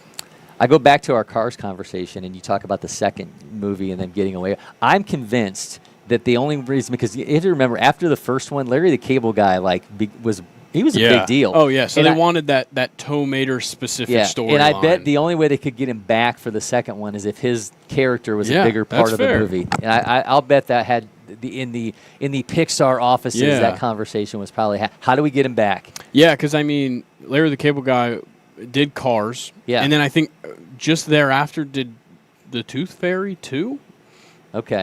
Well, he was doing that comedy tour with Jeff Foxworthy. Oh, like the blue collar comedy tour. Yeah. Those guys were kind of taken off to that point. So that's true. Yeah, I heard him. He was talking about Hall and Oates, that they had apparently opened up a trucking company and they were literally hauling oats. That's funny. We got a pitching change for Middle Tennessee Elite as we are breaking down the Cars universe, extended Cars trilogy. Universe. Yeah. What about the Mater Tall Tales? Were you ever on board? Those, with Mater Tall those Tales? were good. I can't necessarily pick one out, but like I remember watching them and remember being like, these are really well done. There was the one where he was a wrestler, one where he was an astronaut. I remember the wrestler one. Yeah. What was the? Oh man, I can't believe I'm blanking all these. We had like all the little. We had all them. They were all over my house. Yeah. They did some good work. Shout out to Sure Pixar. did. Yeah. Like as if they need it. Yeah. Pixar really needs the shout out by LakePoint Sports. Who's the new pitcher? We typically go to a break during pitching change, but we got too wrapped up talking about Cars. So we've got Voss listed as the pitcher now. Or so they say. Yeah, so they say. Is this indeed Colton Voss? Who knows? Well, regardless, he's got the top of the order with Reese Leathers, who will bat for the third time as we set in the third inning. Diego Becerra making his way back to second base, sliding on the oven mitt. I feel like Reese Leathers might just want a break. Yeah. Every time he Third turns at around, bat he's in up. as many innings. Yeah. She got Becerra at second, Coleman Eldridge at third, and Reese Leathers at the plate already. Black Cobra Baseball's only got 3 hits. They got 6 runs on 3 hits. Yeah, they've just been hitting in the important spots. We saw a sac fly in the first inning that scored a run. We saw the walk with bases loaded that scored a run. But the couple of hits that they do have come in such great spots. Foul ball. I would assume they considered the Dubose an error, a reach on error. Yeah. So we got Walker Clark with 2 RBI, Diego Becerra with 2 RBI. Yeah. 0-2 count here to Leathers. And we talked about so many of these Black Cobra Baseball batters are used to seeing high velo. Yeah. And you take a guy who was throwing in the 70s, now you drop it into somebody who's, not even getting into the 70s. I mean, this is even trickier for these guys. Yeah, it's a tough thing to kind of readjust to, especially, these guys played really high-level travel baseball all summer. You were seeing 90s. Yeah. You were seeing high 80s consistently. Yep. And to come out here, you probably took the month off as well, and you come out here and you're seeing 70. It's just a really weird change for these guys. Well, that thing's pieced. Yeah, he ropes that right Great into the work at glove of the third. third baseman. 93.3 miles an hour, but he's able to glove it, gets it to first for 1 out. Run does score, and we'll see Becerra advance to third. Some great base running right now from Black Cobra Baseball. But it's going to be a huge difference. And you know what? We have to have the conversation. These kids don't play together. No. You've got basically guys who Not all came of them, together no. to play a couple events. Yeah, we've got some Denmark high school teammates. We've got some guys who have played Georgia Jackets together. By and large, guys who are not used to playing together, and to be able to see some high baseball IQ play itself out is an impressive thing. Yeah, it's really nice to see, especially because it's a little bit of it's a team that just comes together for a couple weeks in the fall. A couple guys will play on it some weeks. Some different guys will come in next week and whatnot. But it's pretty good to see these guys all working together and playing heads up. Hudson Newell, the Gardner Webb commits, got a 1-1 count, 7-0 lead for Black Cobra Baseball. I mean, that strong base running has probably been the difference of 2 or 3 runs in this game. Ooh, that was maybe his was best close. pitch. Just Yeah. misses, though. Counts 2-1.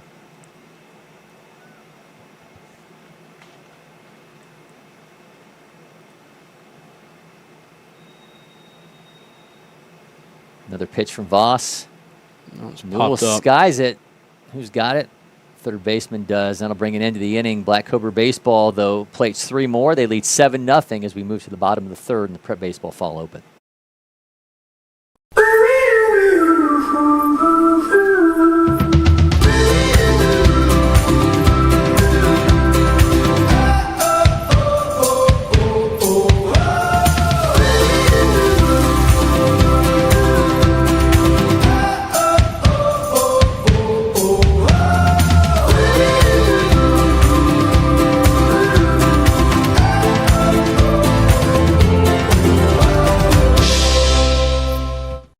First one I picked up, I just liked it the best. And like I said, I tried a lot of different companies, a lot of different models, and I fell in love with Old Hickory for sure.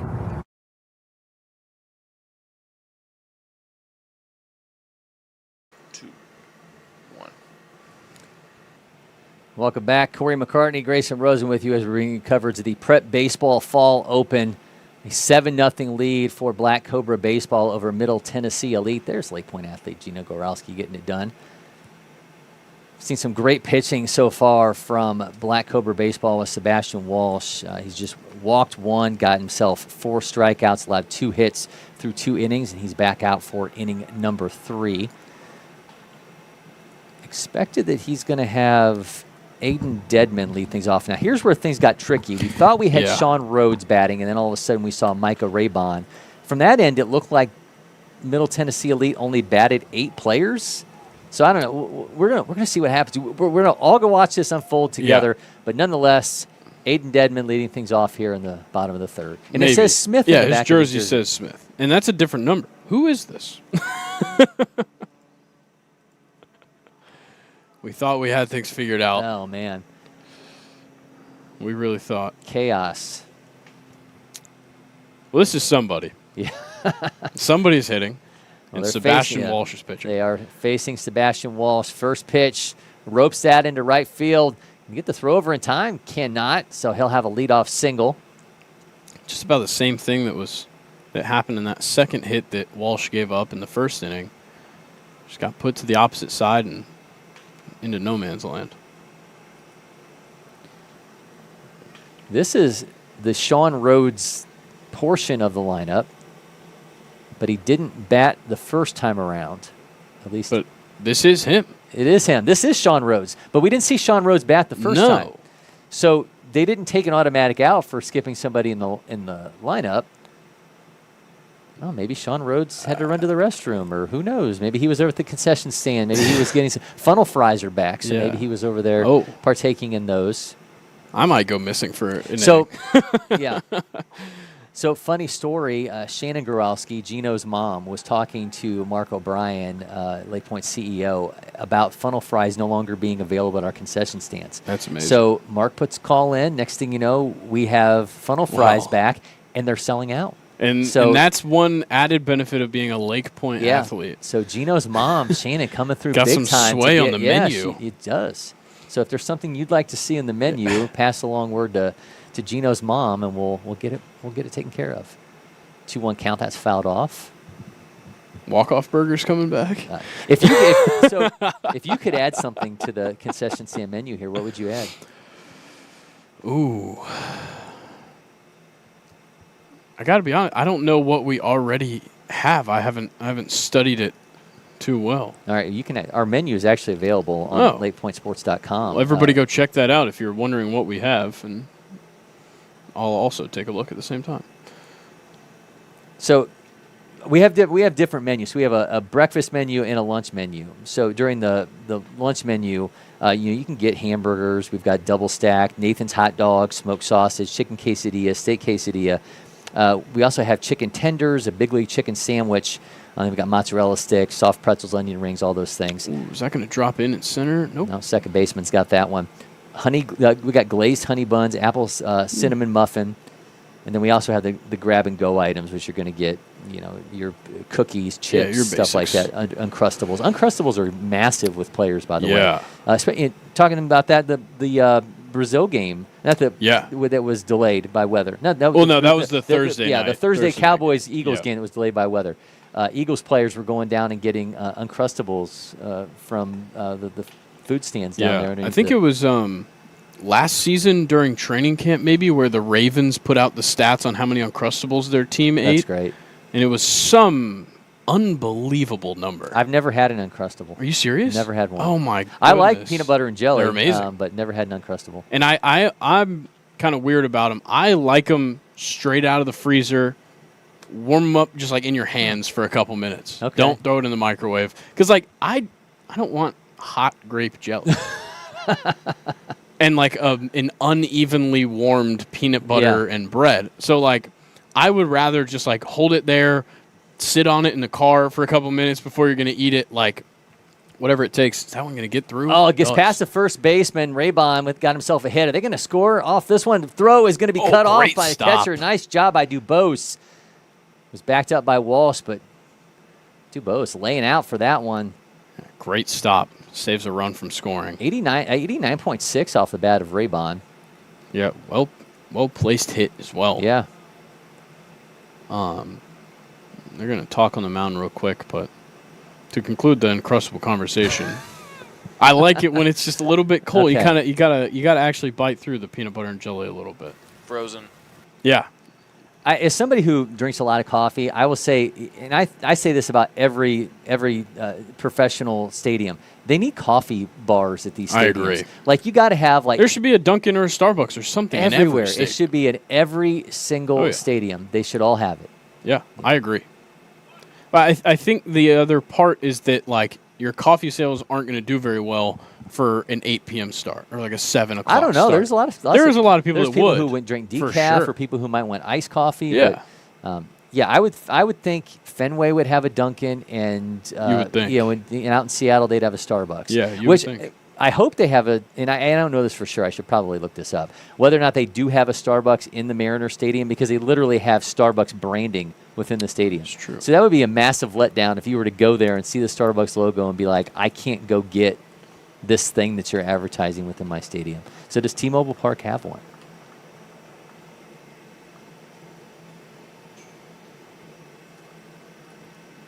Doesn't look Big like question.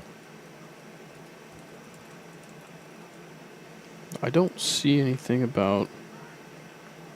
They They have a multi-year partnership with Starbucks, It says starting May 22nd, you can enjoy a wide range of Starbucks beverages throughout T-Mobile Park. and that was 2023. That was 2023. So yes, apparently that is the one place in Coffee Haven, Seattle. On that one counts now 1-2. I mean, Dubose just showing effort so far in this game, reaching on the error on the misplayed ball at first, and then stealing second straight up, steals third straight up. Ends up coming around to score a run.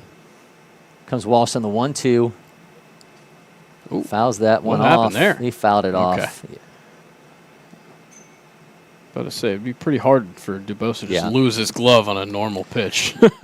So another thing I would like to see added to concession stands, and potentially if we've got key decision makers listening to this broadcast, Carlos? like the mod, like the mod pizza that you go in Yeah. and make your own pizza. Yeah. We should have pizza That would be bars like good. that. How cool would that be? That right? would be fun. We have like brick oven pizzas Yeah. ovens back there, and you can just you make your own pizza. We I like that. fire it. Yeah. Yeah. I think that's also partnerships, something that we could be talking about. That could be its own thing somewhere around here, Yeah. where our studio I like is. it.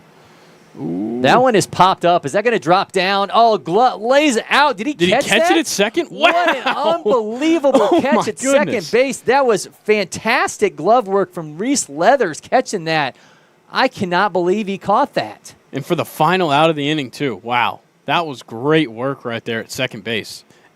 I couldn't tell who caught it. I didn't see a ball come out of there. But great work by Reese Leathers, not just to catch it, but to hold on to it through the contact with the ground, too. Two gigantic defensive plays for Black Cobra baseball in that inning, and they keep Middle Tennessee Elite off the board. 7-0 is your lead. We'll be back for the fourth inning as we roll along and the Prep Baseball Fall Open. Hot summer days call for cool adventures in Cartersville, Museum City. Beat the heat indoors with jaw-dropping exhibits at Telus Science Museum and the Savoy Automobile Museum. Hit the water at Terminus Wake Park, kayak the Etowah River, or head to Lake Allatoona for fishing, boating, and unbeatable lake days. When the sun sets, head downtown for live music, delicious eats, and local flavors. From family fun to date nights, summer memories start here. Plan your trip today at CartersvilleMuseumCity.com. Our LakePoint sports photographers deliver at the highest level, taking you inside the action here across campus. We've got game day covered, and now you can not only see your game through our lens, but you can purchase photos as well. Use a QR code on screen for the latest images with galleries uploaded after the completion of tournaments and events. You can also log on to LakePointSports.com or any of our social channels for more information. You've gone back through. Are we certain that was Reese Leathers that caught that ball? I believe so, Okay. yes. That was just a ridiculous catch as we start thinking about our Aspen Hospitality Group moment that matters. That feels like it's Yeah, going to be a here, moment that mattered. got the replay Because look, here. if we get 3 more runs from Black Cobra baseball and they're able to start getting this into run rule situation, that's going to loom large Oh, because it's they were able huge. to keep Middle Tennessee Elite off the board in the bottom of the 3rd inning. So we see the first baseman was Walker Clark. He outstretches the glove. It looks like he's the one that reels it in, but Reese Leathers kind of comes in underneath him and catches that ball. Incredible. They will literally, Reese Leathers will be telling his grandkids about that play. They'll be, Yeah. Someone will ask him, "Oh, when you play baseball," and he'll be like, "Let me tell you about this catch." Yeah, I let me made." tell you about the bottom of the 3rd on September 6th. That's right. With Black Cobra baseball. Fantastic play, without question. All right, we got Bryce Gillis at the plate. He's going to be followed by Gino Goralski and Luke Nikowski. Great part of the lineup to be coming up when you're looking to get those 3 runs, trying to chase that 10 after 4 run rule.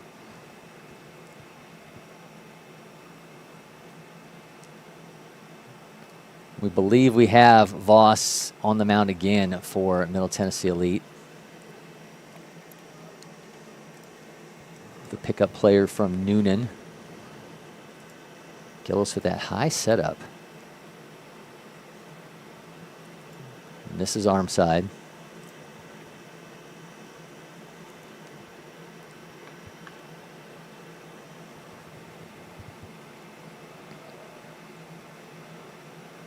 Make it 3-0.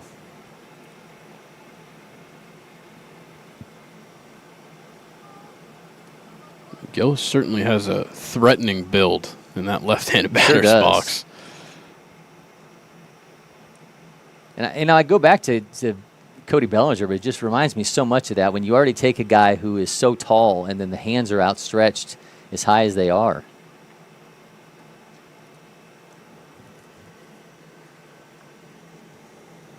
Now we've got our guy, LakePoint athlete Gino Goralski, at the plate with the runner on, no outs.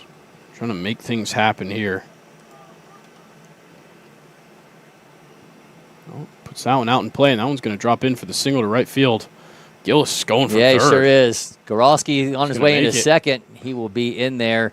Runners at second and third now as Goralski's got his first hit of the day. We'll see if they credit him for the double there. I would probably call that a single with a throw, I think so too.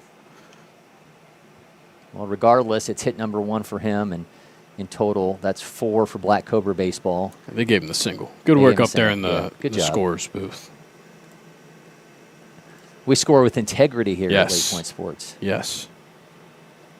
Have to talk with our cross-checkers. All right, another look at Luke Nikowski, who was our Barnsley Resort player spotlight.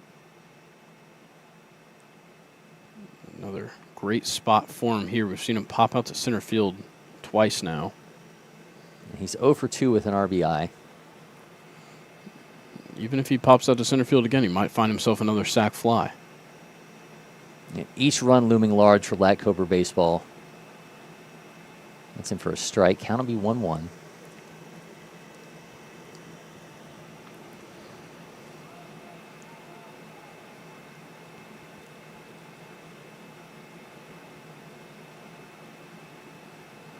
Another miss. Count now 2-1. We've seen a walk and a single thus far from Black Cobra baseball to get these runners in scoring position. One thing I'll note is that our catchers have been really good in this game. We have not seen very much going to the backstop. We haven't seen much getting past them, and that's a big, big part of why Middle Tennessee Elite is still in this game. Because they've had a lot of times where the ball could have gotten past and a runner could have scored at third. We've seen runners in scoring position a lot so far for Black Cobra baseball. But they've done a good job of stopping that threat from coming in. 3-1 count here to Nikowski. He ropes that into left field. Is that going to drop down? Sure that is going to be a base hit for Luke flying. Nikowski. Gino Goralski's taken off for home, and he will be in there for another run, make it 9-0 as 2 runs are plated off the single from Luke Nikowski. Yeah, I mean, that is another huge piece of hitting from another bat in this lineup.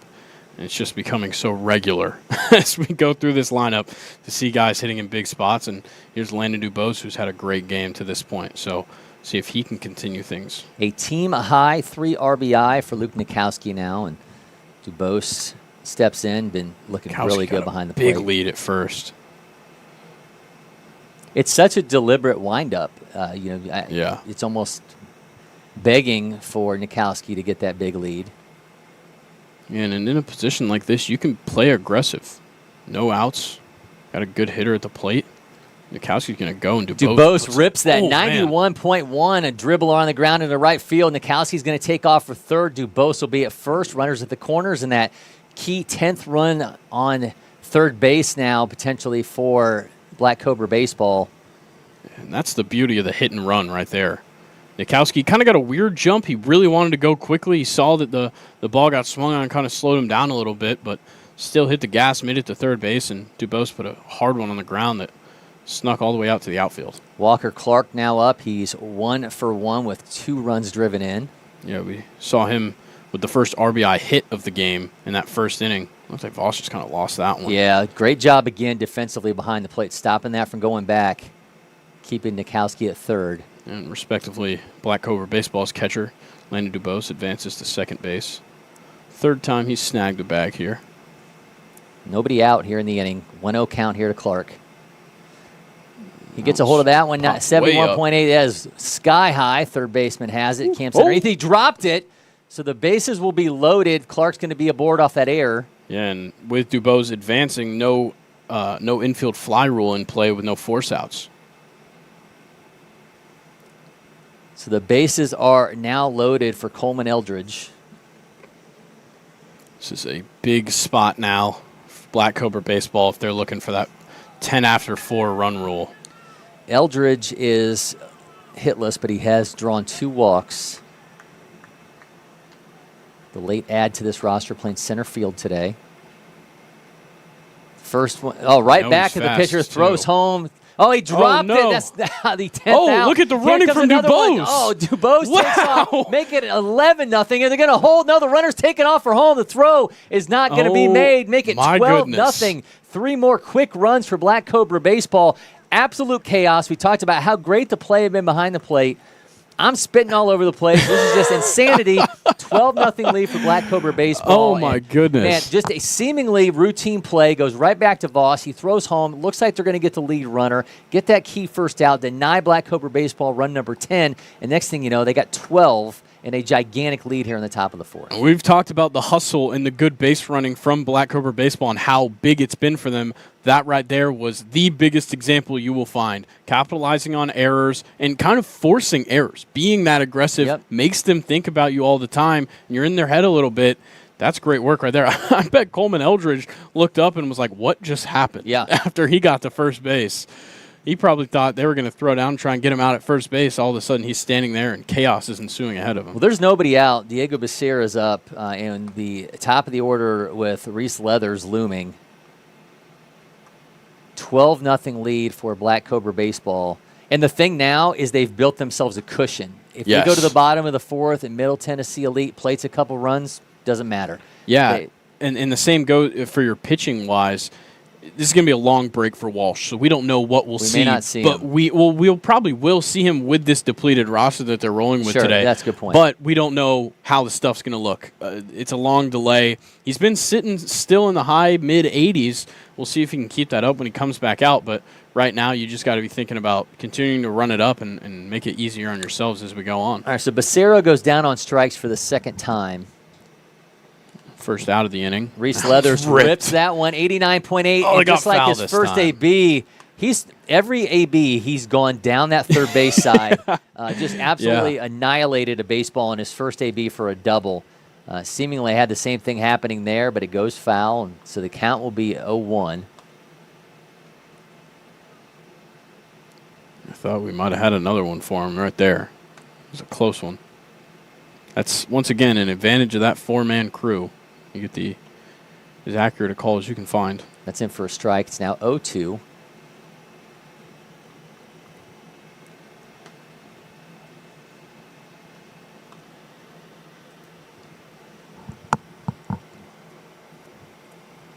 Voss delivers. Rips that one. 94.7 off his bat, but it's right into the center fielder's glove. Hardest hit ball we've had today. Yeah.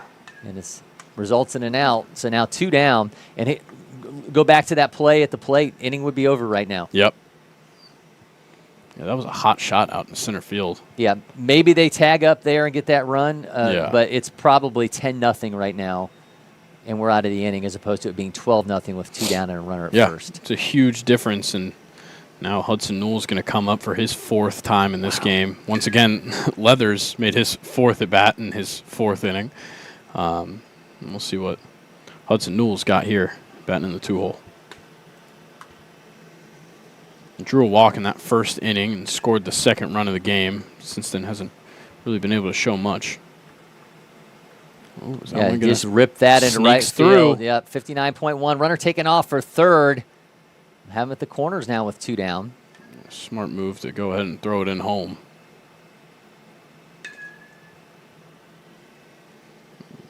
Black Cobra baseball just keeps rolling. Officially making it through the lineup with Bryce Gillis coming up. They have 7 hits for their 12 runs. Taking advantage of 2 errors from Middle Tennessee Elite as well, along with... I think the 2 errors is an understatement. Yeah. They've combined for 7 walks as a pitching staff, Middle Tennessee Elite has.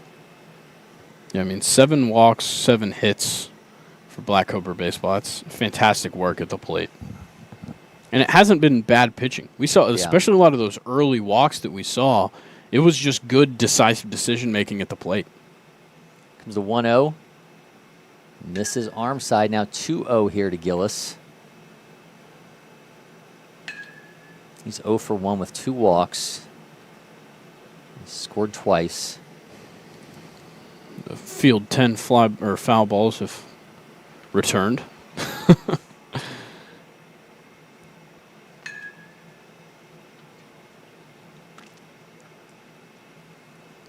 You mentioned it been a long layoff here in this top of the 4th for Sebastian Walsh. On Dribbler to second. Can he get the play? Oh, late throw. He's going to be safe. Gillis is going to be safe. Another run, make it 13-0. Misplay ball at second base. So the inning will continue for Black Cobra baseball, and we will see Gino Goralski once again. He's already had 1 hit in this inning. Yeah, that was a really tough play there at second base, and especially when you misplay it and it's stuck behind you. Kind of a awkward spot to try and fully load up and throw to first base, but great base running by Gillis. Probably took him like 5 steps to get down to first base, but great work gliding. Voss misses. He's thrown 37 pitches so far, and 1 1/3. I believe that's how many pitches the starter threw in the first inning. It was 37 pitches. Sure was. The 1-0 to Gino. Swings through that. Yeah, Voss, 1 1/3 is allowed. 5 hits, 6 runs, 4 of them earned, 1 walk, 1 strikeout.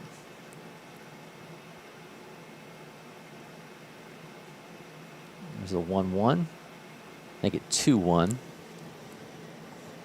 But Sebastian Walsh is sitting in there on the bench kind of like, I wouldn't mind a ground out. I wouldn't mind getting out of this inning, guys.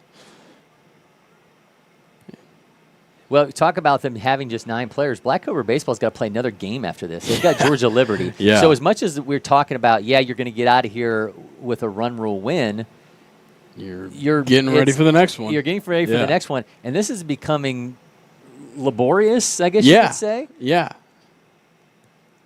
But I think the nice part of it is we've seen the offensive momentum really pick up later. It started becoming a lot more about the hits rather than walks and good base running. You started seeing a couple guys that hadn't gotten a hit yet get a hit, look good. Gino got the hit in this inning. Luke got a hit in this inning, and it really made things happen for a big part of the lineup going forward. Well, Luke Nikowski, who already has a team-high 3 RBI, steps in for the 4th time. Second time this inning, this time with bases loaded and 2 outs. We've seen plenty of opportunities for Middle Tennessee Elite to have gotten out of this inning. Just things have gone awry for them. No, Dribbler to first base. He'll do it himself. That will bring a merciless end to the inning. 13-0, though, is the lead for Black Cobra baseball. We'll try to shut it down, get out of here with a run rule win. We'll see if we see Sebastian Walsh coming out for another inning of work. We'll be back for the bottom of the 4th from the prep baseball fall open.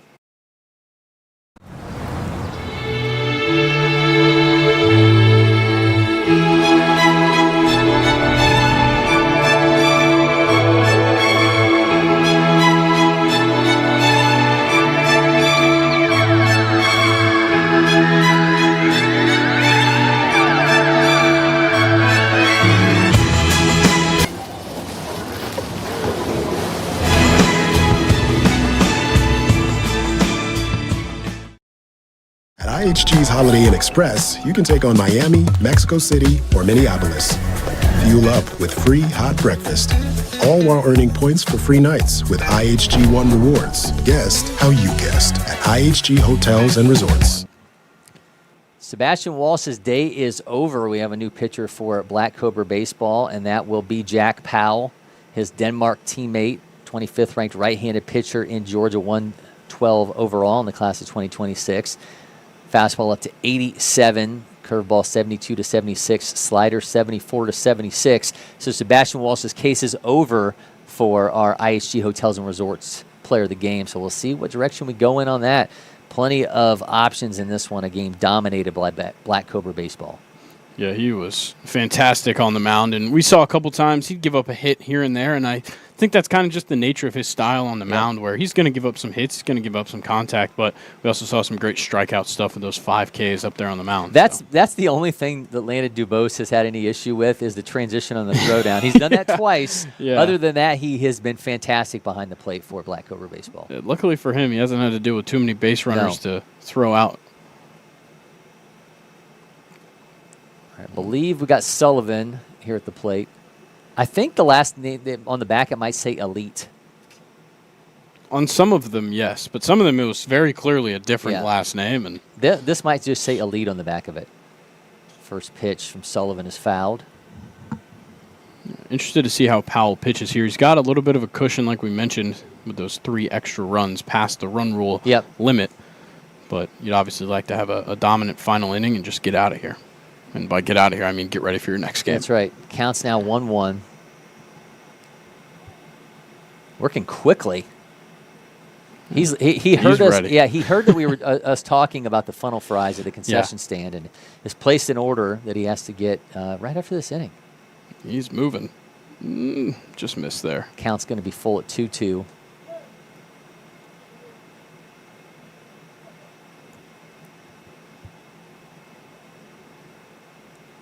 Fouls that one off. AB will continue. Powell continuing to move quickly on the mound. We'll see what he's got here to try and get himself a strikeout.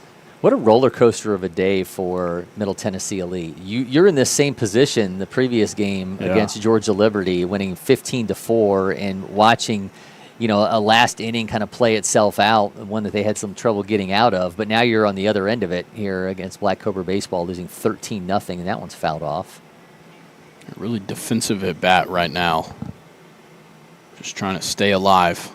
Yeah, tough look, though, to go from the lefty in that one. Where'd that come from? Don't know. To go from the left-handed Walsh, kind of slinging it down from that low slot to now you got to deal with. Yes, he did. Did he go? Yes. He no. did. Yes, All right, did. yep. Sullivan goes down on strikes. Now you got to go from the guy throwing in the upper 80s from the right side now. Yeah. And Powell. He's got some good breaking stuff like we just saw there. Brings it down to 70, switching it up from like 84, 85, all the way down to 70 with the breaking ball. Already getting himself underway in the next at bat. Yeah, Aiden Brown fouls that off. Brown out of Stewart's Creek. Already one down here in the inning.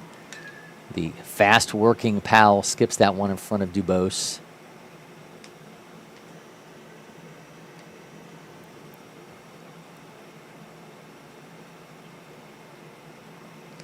That one is driven into right field, but it's going to be caught by Diego Becerra for the second out. So Middle Tennessee Elite down to their last hope. That'll be Colton Voss. Powell looking to close this thing out. Still moving quickly, too quickly, as the umpire halts him in his move. Swings through that 85.5 elevated fastball. I believe this is the same batter that had that kind of awkward step-out swing that we saw in the first inning. He's still doing it. Yep.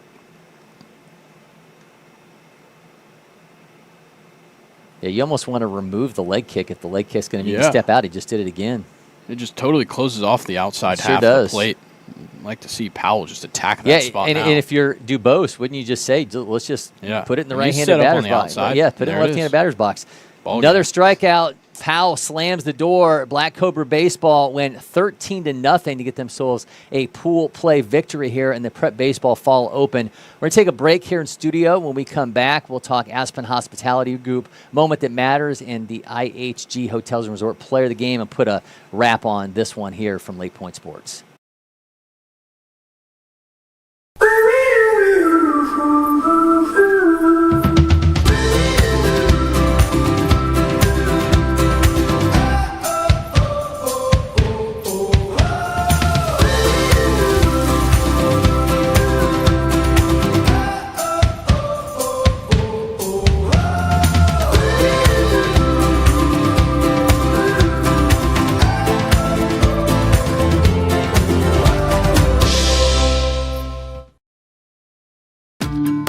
Windscreen Factory, more than just windscreen.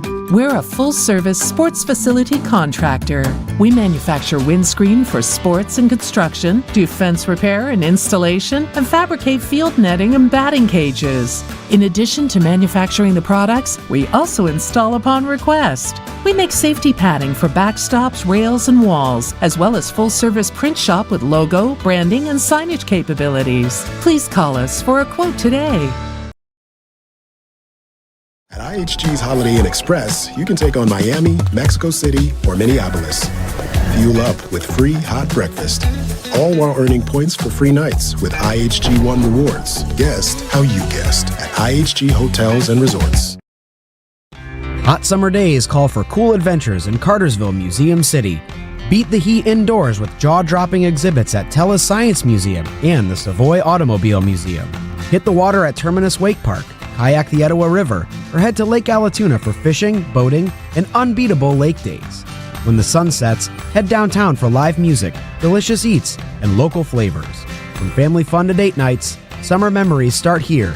Plan your trip today at cartersvillemuseumcity.com.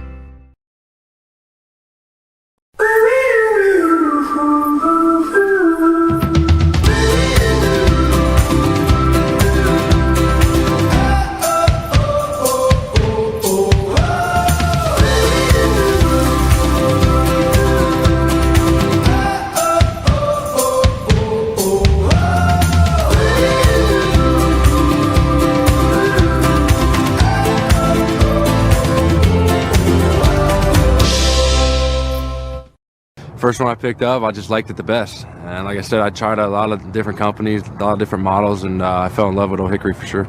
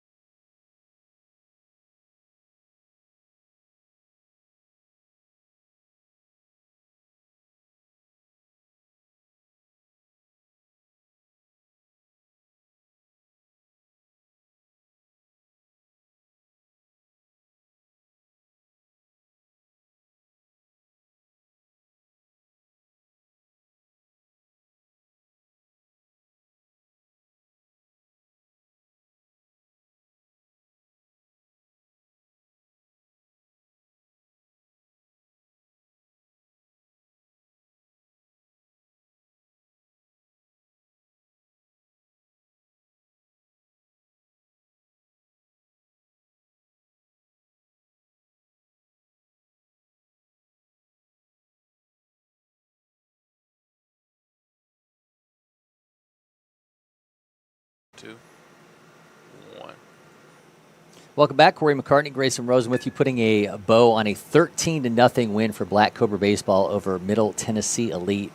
Prep Baseball Fall Opens Upper Class Division. And Grayson, look at what this lineup was able to produce today for Black Cobra Baseball. 13 runs on 8 hits. No player in their lineup had more than one hit, but all but one player had a hit. It was just up and down the lineup. Georgia Tech commit Luke Nikowski drives in 3. Young Harris commit Walker Clark, and Northwest Florida commit Diego Becerra both drive in 2. This was a collective effort from this Black Cobra baseball lineup. Yeah, and we saw it in a bunch of different ways throughout the game. Early on, it was those couple of walks early. You had the leadoff hit from Reese Leathers. You had a number of moments in that first inning where it just kind of all culminated with that hit that got it to 4-0. Then we keep rolling on. Kind of a slow inning in the second, and then they just totally show up crazy. Third, fourth inning, start running it up, capitalizing on errors, great base running, clutch hitting, just everything came all together in those last 2 innings. And we mentioned it during the broadcast. I think the thing that's most surprising when you take a group of kids who aren't used to playing with one another, the heads-up base running, I think, was the thing that stood out the most from this squad in this game. Definitely. And, of course, some of them have those ties. We mentioned it in the game. Sure. A couple of guys played together at Denmark, a couple of guys playing together with Georgia Jackets. But, like you said, bringing a whole team together and having the chemistry that they displayed is always going to be an amazing feat. Well, talk about amazing feats. Let's get into our Aspen Hospitality Group moment that matters. And that comes with the glove work of Reese Leathers. This looked like absolute chaos. Bases are loaded. Reese Leathers lays out. Walker Clark falls over top of him. The Ola shortstop able to make a ridiculous catch. A gigantic moment because it kept Middle Tennessee Elite off the scoreboard when they had the bases loaded. It was the second diving defensive play in that inning that kept them off the scoreboard. First, you had Landon Dubose diving to stop a ball from getting past him at catcher, and then you have that great play from Reese Leathers. You have Walker Clark kind of jumping over him, and Reese Leathers kind of sliding under for that backup spot, and it misses Clark, and Leathers reels it in for a great inning-ending diving catch. Absolute athleticism on display. Let's turn our attention to the player of the game presented by IHG Hotels and Resorts. Where else do you go besides Sebastian Walsh? The Denmark 2026 was electric on the mound. He goes 3 innings, 4 hits, no runs, 2 walks, and 5 strikeouts. He was absolutely dominant. Yeah, like we talked about, offensively, it was a team effort. A couple guys had a hit. Nobody really had a multi-game hit or a multi-hit game, but everybody contributed. On the defensive side, Sebastian Walsh was stealing the show. Yeah. Had those 5 strikeouts, like you mentioned. He struck out all 3 in the first inning and just kept rolling. We were hoping to see him come out for the 4th inning, but they had such a huge offensive explosion, slowed him down. They take him out, and Jack Powell still closed out the game well. But Sebastian Walsh just looked dominant. The pitch selection was great. Pitch placement was great. Felt like he just didn't miss a lot despite the 2 walks. Yeah, did allow a couple base runners, but was able to shut it down when it mattered most. 2024, a future gamer looming large, and he is our IHG Hotels and Resorts player of the game. A dominant win for Black Cobra Baseball, 13-0 as we're inching towards that Baseball Fall Open Championship game, which will be played Sunday at 5 p.m. You can find that event, like every other baseball event here at LakePoint Sports, on Aware TV, so you make sure you head over there and get complete tournament coverage. You'll be able to find us next Saturday with action from the fall invite, so check out social channels, the LakePoint Sports social channels for tune-in information on that one. Until then, for Grayson, Rosen, producers Maddie Bullock, and Mason Monroe, I'm Cory McCartney, and for now, we're signing off from LakePoint Sports.